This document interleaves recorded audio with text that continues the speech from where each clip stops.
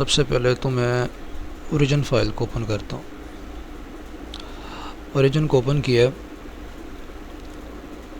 ये आपके सामने विंडो आ गई ओरिजिन की। अब यहाँ पे ब्लैंक वर्कबुक ओपन करनी है हमने।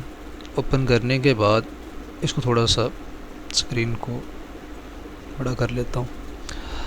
अब इसके अंदर हमने डाटा को प्लेस करना है, ठीक है। तो आज मैं आपको सिर्फ डाटा प्लेस करना सिखाऊंगा और कितने टाइप्स के हम डाटा को यहाँ पे लिख सकते हैं वो भी आपको बताऊंगा।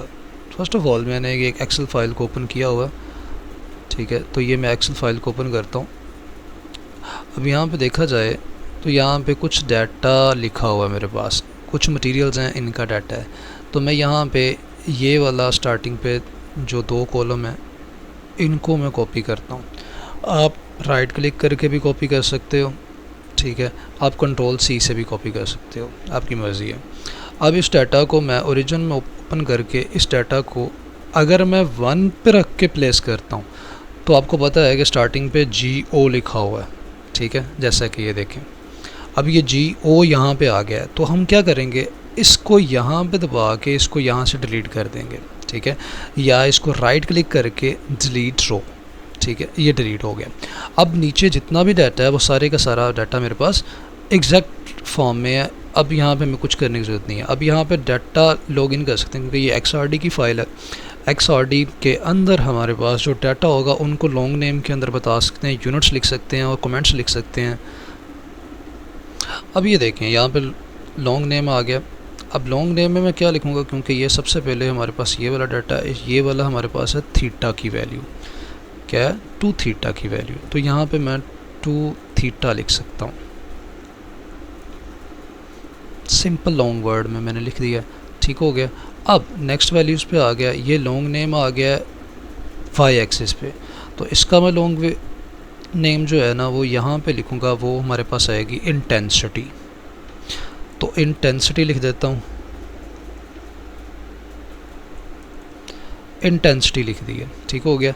अब यहाँ पे आ गए यूनिट्स। अब थीटा का यूनिट क्या है, थीटा का हमें यूनिट पता है, सिंपल थीटा ही रहेगा। तो हम यहाँ पे क्या करेंगे, उनको जस्ट थीटा लगा देंगे। तो यहाँ पे थीटा लिखने का क्या,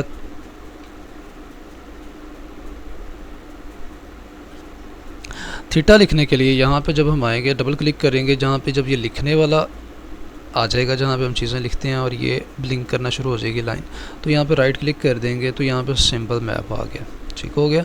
सिंबल मैप को ओपन करेंगे, जैसा कि हम वर्ड और एक्सेल में सिंबल्स को ऐड करते हैं, हम यहाँ पे भी सिंबल्स को ऐड किया जा सकता है, ठीक हो गया। अब यहाँ पे थीटा की वैल्यूज़ है, थीटा हम यहाँ से आइडेंटिफाई करेंगे और थीटा क्या है किधर, उधर हम थीटा की वैल्यूज़ लिख देंगे।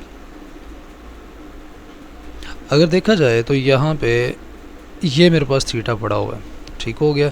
इसका शॉर्टकट की भी बताया हुआ है, F071 भी लिख सकते हैं या Alt+X भी लिख सकते हैं। तो यहाँ पे मैंने दबा के इसको इंसर्ट कर दिया, तो ये थीटा आ गया, यूनिट इसका क्या हो गया थीटा, लेकिन ये 2 थीटा है, ठीक है। तो यहाँ पे 2 की वैल्यूज़ भी लिखी जा सकती है, वो आपकी मर्ज़ी है। 2 थीटा आ गया। इंटेंसिटी हमारे पास आर्बिट्रेरी यूनिट होता है, ठीक हो गया। तो यहाँ पे A.U लिख देंगे।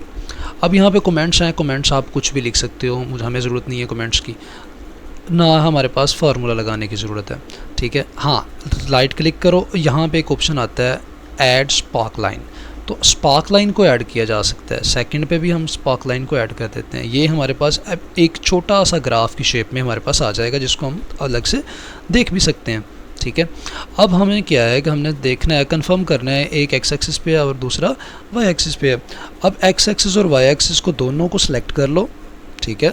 बटन माउस का लेफ़्ट वाला बटन दबा के रखो, एक को सिलेक्ट करके दूसरे को भी सिलेक्ट कर लो साथ में।